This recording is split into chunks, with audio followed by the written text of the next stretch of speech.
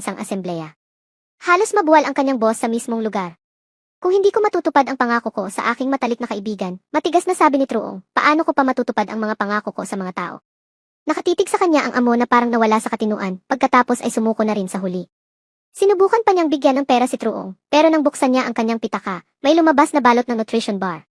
Nataranta, isinara niya ang pitaka at itinulak ito palayo.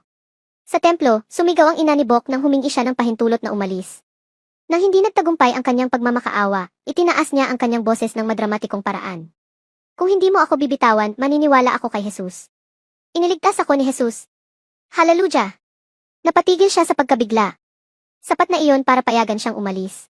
Sa araw ng pag-alis, unang dumating si Truong sa paliparan. Maya-maya pa, naglakad si Bok patungo sa kanya, suot ang buong kasuotan ng isang monghe mula ulo hanggang paa. Ano ang plano mo? Sasali ka ba sa Shaolin Temple? Nagalit si Truong. Huwag kang mag-alala, bulong ni Bok.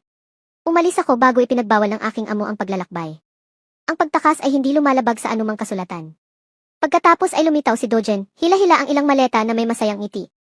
Naiimpak niya ang lahat ng damit ni Junmin, at maging ang isang maniki na kasing laki niya at nakasuot na eksaktong katulad niya. Nagsimula ka na bang uminom ng mga halamang gamot o nag-ilusyon? Napaungol si Truong. Kahit papaano, nakasakay pa rin silang tatlo sa eroplano. Ang manikin ay itinulak sa kompartimento ng bagahe habang tahimik na nagdarasa si Truong para sa kanyang kaligtasan. Nagmuni-muni si Bok tungkol sa kaliwanagan. Nangangarap si Dojen tungkol sa music festival. Pagsapit ng hating gabi, mapayapang humihilik si Dojen. Pumasok si Bok sa Nirvana. Pumunta si Truong sa palikuran at nakasalubong si Nalin. Pupunta sa ibang bansa ang aking munting anak. Paano ako makakauwi? Sabi niya nang may pagmamalaki. Huwag kang mag-alala. Nandito na ang iyong bantay. Mas mabilis kang mamamatay pero ligtas. Sa wakas, nakarating na sila. Dumaloy sa kanila ang mamasa-masang hangin at lahat ay parang bago at dikuryente. Sa labas lang ng paliparan, nakita ni Truong ang isang pitaka na nahulog mula sa bag ng isang babae. Hinawakan niya ito at hinabol siya. Ang babae, maganda at elegante, ay mainit na nagpasalamat sa kanya at ibinigay ang kanyang numero ng telepono.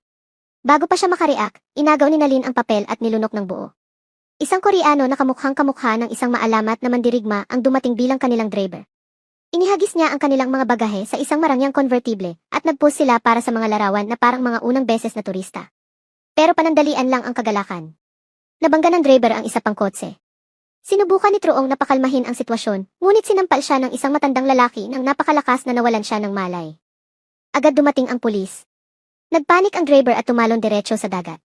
Inaresto ang mga lalaki dahil sa pagsakay sa isang ninakaw na sasakyan mo.